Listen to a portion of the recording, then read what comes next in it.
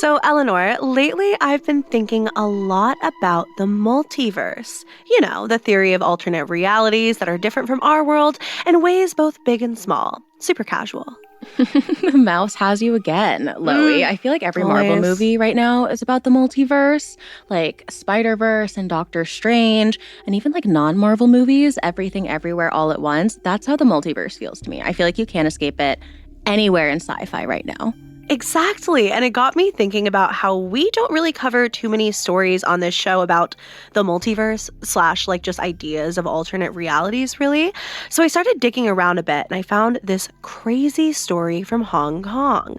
Somebody specifically that we're going to be talking about today fell into a supposed portal into another dimension and lived to tell the tale.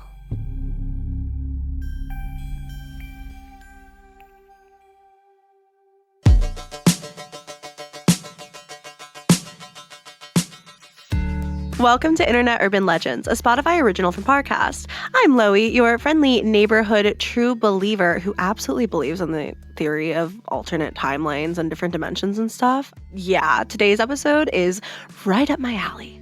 I am Eleanor, and for once, oh my God, this is exciting. Loey, are we coming from the same place today? Are we one brain today? Yes, I also love like multiversal theories. I think it's gotten to a point in fiction where it's a little silly. The truth is sometimes stranger than fiction, and at least in this universe, we are the gruesome twosome, and this is Internet Urban Legends, where we dive deep into the darkest corners of the internet. We might find the answers we're looking for, we might scare ourselves into staying up all night, but one thing is for sure, I am glad to share this universe with you guys.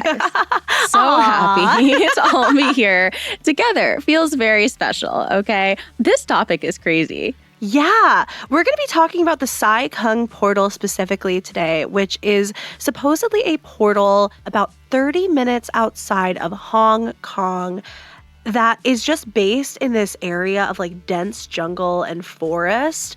Do we share our story of jumping alternate timelines at Disneyland? Do we do that now? Yeah, it's a pretty quick story. It is. So we went to Disneyland one day. First off, we are convinced that we jumped timelines. We do love this universe. We are happy to be here. We're happy to be doing Internet Urban Legends here. However, but the old Loey and Eleanor are dead. So we went to Disneyland one day, a completely normal day. We went with another one of our friends. No, we went just the two of us this day.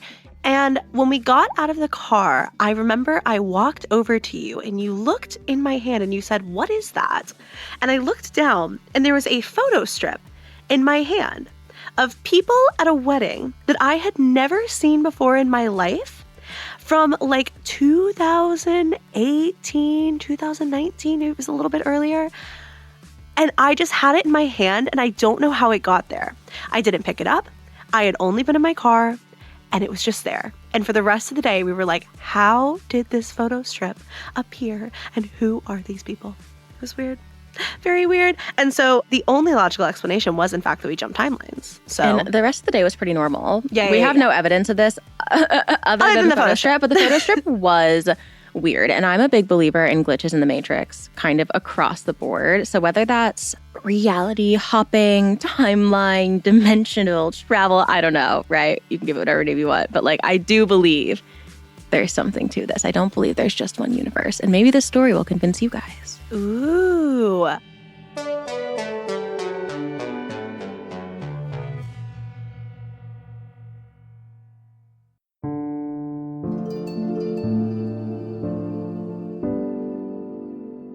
There's an urban legend floating around Asia about an area known as the Sai Kung Peninsula to the northeast of Hong Kong. It's a beautiful peninsula with lots of beaches and is a really popular location for hiking.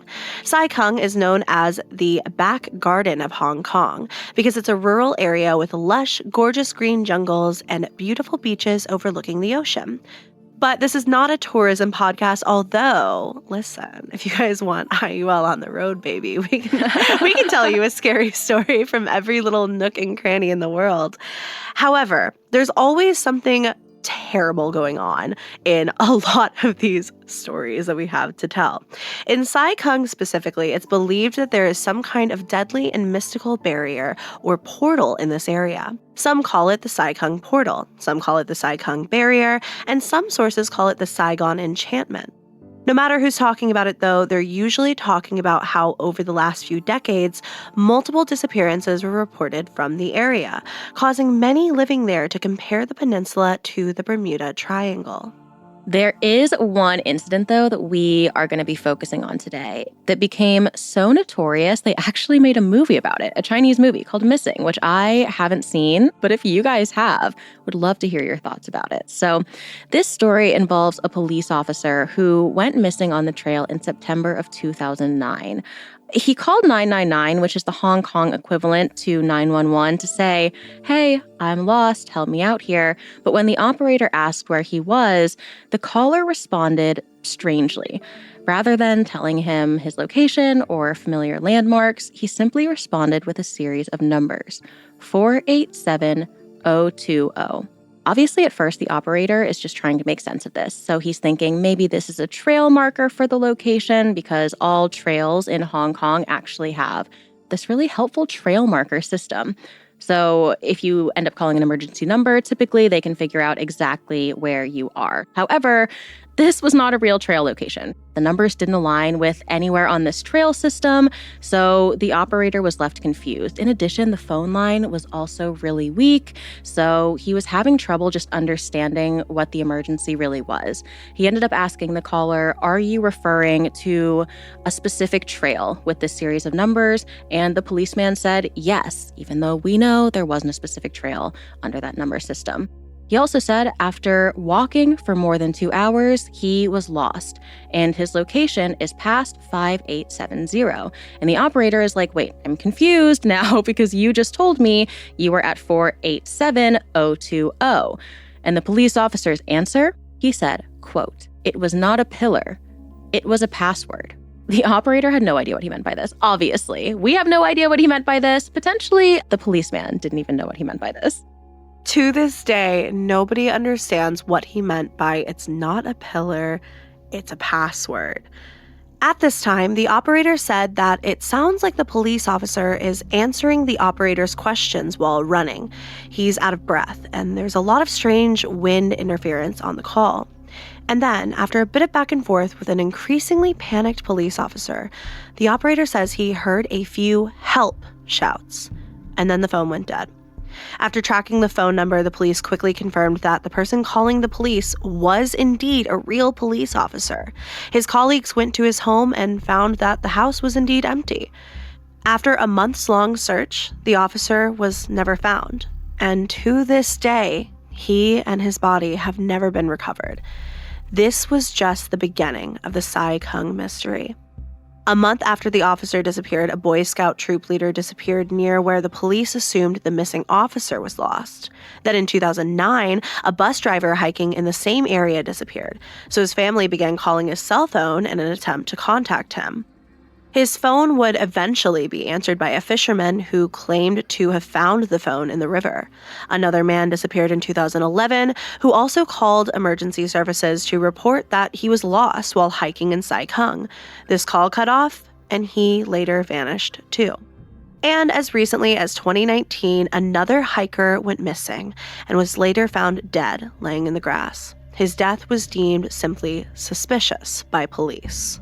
I feel like the Bermuda Triangle comp is so, valid here. Yeah. It's really giving me such similar vibes. And I think similar to the Bermuda Triangle, you can make the argument that this could just be a string of unrelated tragedies, or even that because of the number of tragedies here, if bad people have potentially taken advantage of this area. However, up next, we have a story from somebody who seemingly encountered the worst of the Sai Kung trails and lived to tell the tale. Just like us. Just like us at Disneyland. Up next, we're going to be talking about the man who entered the Sai Kung portal and lived to tell the tale.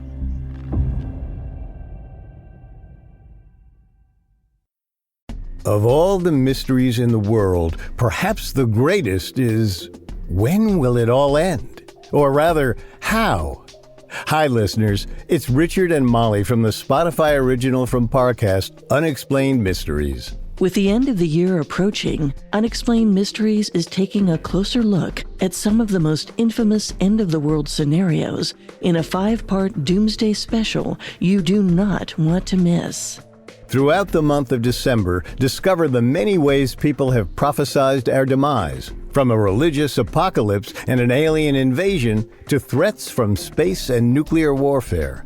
We'll even explore how advancements in technology could be our undoing. Do any of us have anything to truly be scared of? Therein lies the mystery. Listen to the Unexplained Mysteries 5-part doomsday special, free and only on Spotify.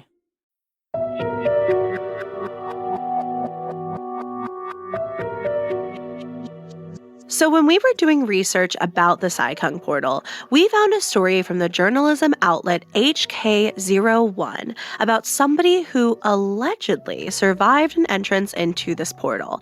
A couple of disclaimers / just things to keep in mind about this story. Number 1, Google Translate isn't exactly the best, and as far as I know, neither of us speak Cantonese. Sadly, no. Sadly, no. Which is what this story was originally written in.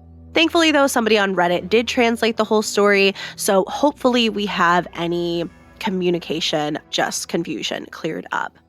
But secondly, and most importantly, HK01 is state-sponsored media. We're not going to get into all of the implications of what state-sponsored media means today on the podcast because I don't really fully understand it, and also I think it would take forever. But what you need to know here is that this means that this is a very biased source of journalism. That being said, the story is weird. It also just doesn't really lend itself to any kind of bias. So just like a bit of a disclaimer again, but now I feel like we can present it to you. Okay, yes. And this story is crazy. It's worth nuts. telling and it's worth listening to. This is the story of a man named Chung. So one morning, he goes out to hike our infamous Sai-Kung trails. But as he's hiking, he notices that the weather is starting to get worse, and he's like, I'm not super comfortable. I'm going to go ahead and leave. But when he's walking through the dense, lush forest, he suddenly loses consciousness.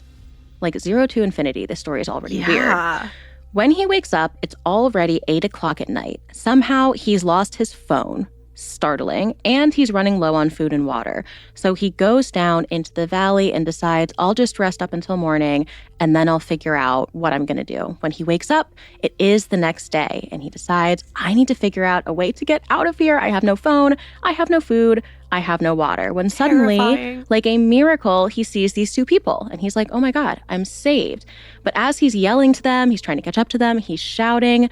He claims that these people couldn't even hear him, had like no recognition that he was even there. This is literally my nightmare. He was only 20 feet away, like in a completely compromising situation, emergency moment, and nobody can hear him. Nobody can acknowledge him. There's literally a Goosebumps book about like... It's a bit of a tangent, but a little girl who dies in a fire and doesn't realize she dies. So she just like goes around town and is a ghost, and people like aren't acknowledging her because she's a ghost, but she doesn't know. It honestly traumatized me. So this is truly my nightmare. When Chung finally catches up to them, because he's like, I don't know, maybe they have headphones in. Right. Okay, maybe it's an AirPod moment. They suddenly disappear. And at this point, Chung just breaks down. He says he feels completely helpless and he just like kind of rests again. What else is there to do?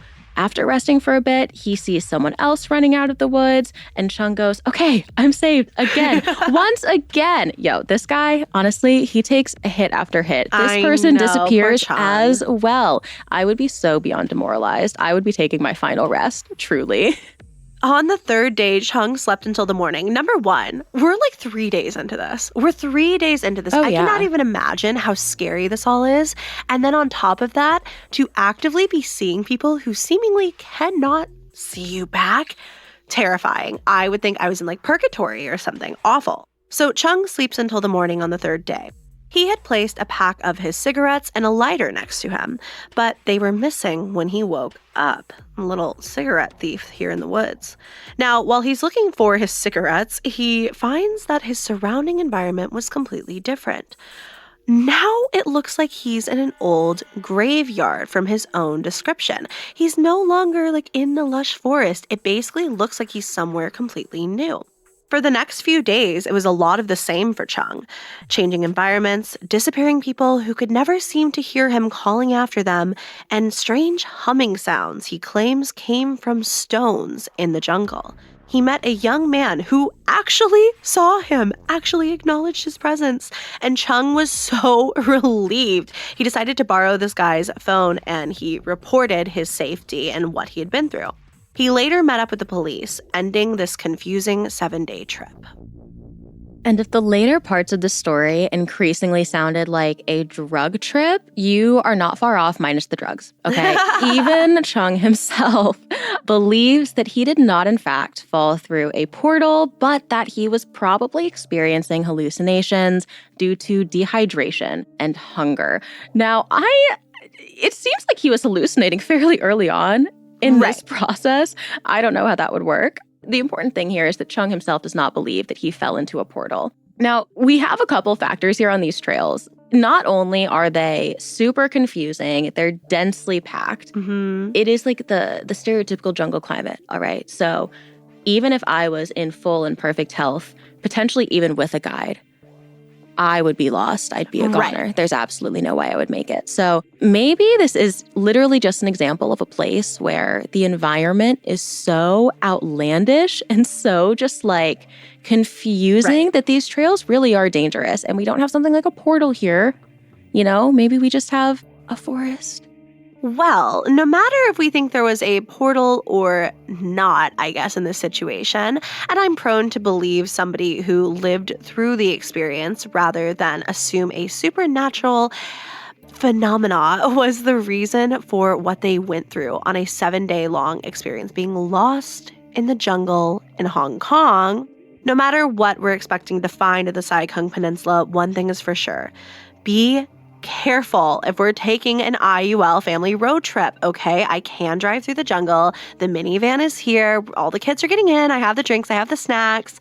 However, Sai Kung doesn't look like a huge area in pictures, okay? But there are hundreds of different hiking trails. The area is covered in jungle, so it's very easy to see how you could get lost in it immediately and without much effort. But there are also strange things about all of these stories. Why couldn't the operator locate the coordinates that the police officer who went missing at the beginning of the story? And why did all of these people step off trail to begin with? As for the scoutmaster who went missing, I mean, you would think like a scoutmaster would have some serious navigational skills and knowledge on what to do if he was lost. And a policeman, at least in my head, would have that kind of training as well. But simultaneously, I think that for me, I know I would get lost in the woods immediately, but I don't want to think anyone else could because I want, like, they have to find me. You know what I mean? So, like, if they're getting lost, then what am I going to do? I literally can't find my car if I parked it, like, an hour ago. So I think this would be much scarier to me if it was happening. Like, the Bermuda Triangle is almost scary to me because I know that, obviously, storms play a big factor in why so many ships go missing, but it's like, unlike the jungle, you're just in sort of open water. The jungle, to me, seems like it would be very easy to wander off trail or very easy to get lost or get turned around. There are all these 100%. complex trails. In the case of the scoutmaster, even, in a news article reporting on this situation, it was said that he actually took a rest because he felt like he needed to sit for a second and told his group to go on without him. So that in and of itself seems like it could very easily lead to you getting turned around or being lost without support. I feel like I know nothing about hiking. I know nothing about the great outdoors. Yeah. All right. I wish I was more in tune with Mother Nature, but I will stick to my adventuring books. But if there's one thing I do know, it's stick with your group, right? If You you're never leave a hiking, friend stick behind. with your group. Right. Especially if they're sick or they're not feeling well.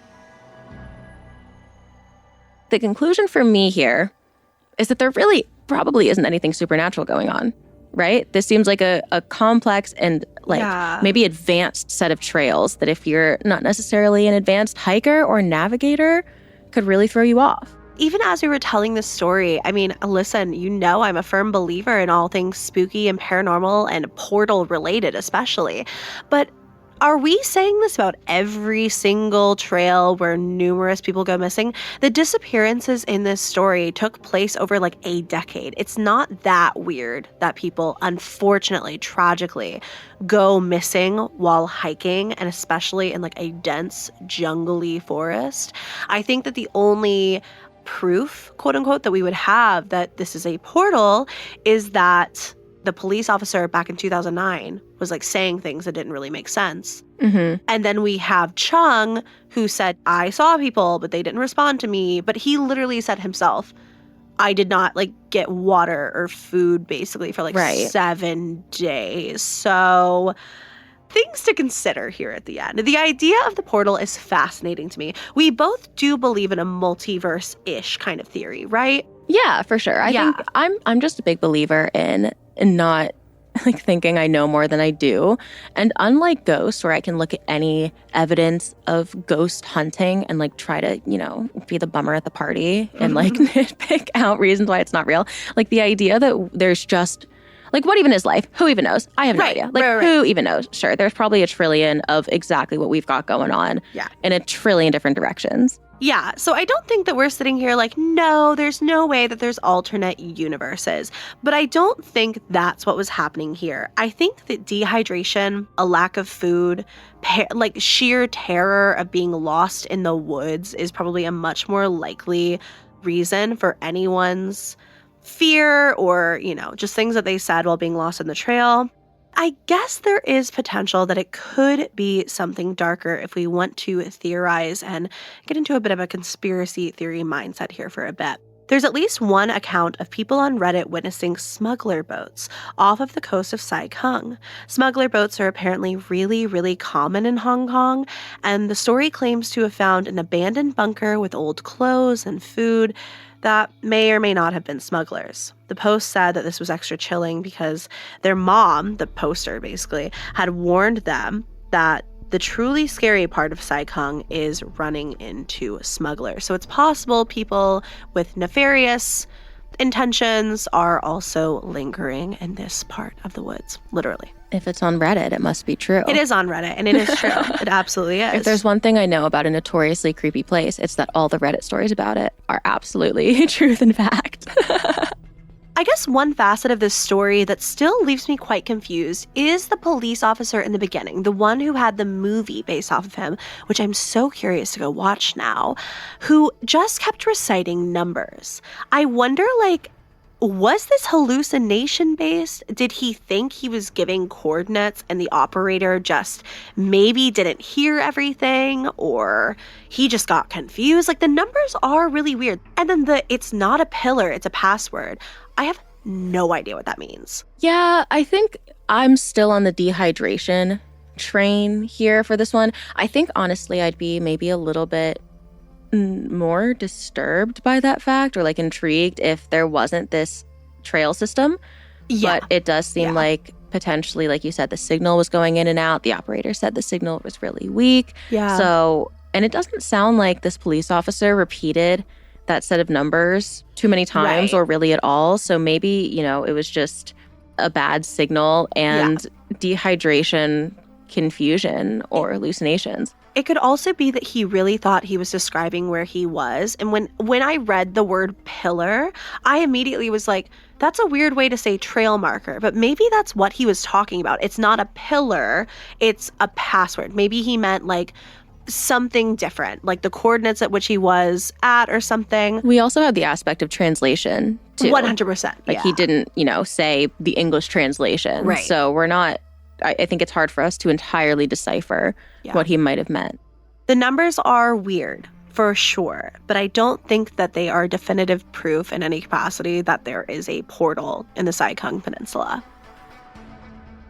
We want to know what you guys think about this episode today. Do you think that the Sai Kung Peninsula has a mysterious portal in it, transporting people to different universes and potentially snatching them out of our very own reality? Or do you think that this is a tragic incident of people going hiking in a very dense jungle with very confusing trails? Let us know all over social media with #GruesomeTwosome. We would love to hear from you.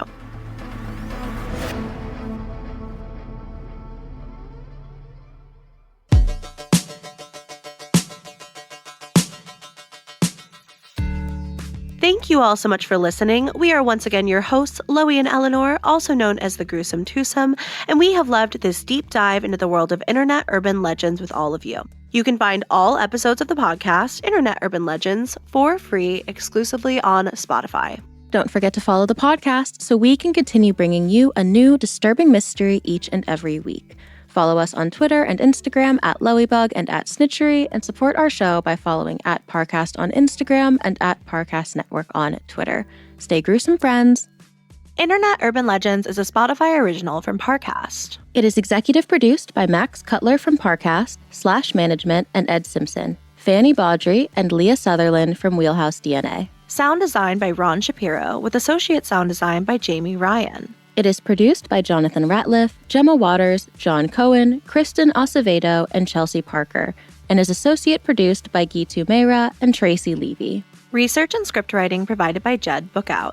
And we're your hosts, Loey Lane and Eleanor Barnes, a.k.a. the Gruesome Twosome.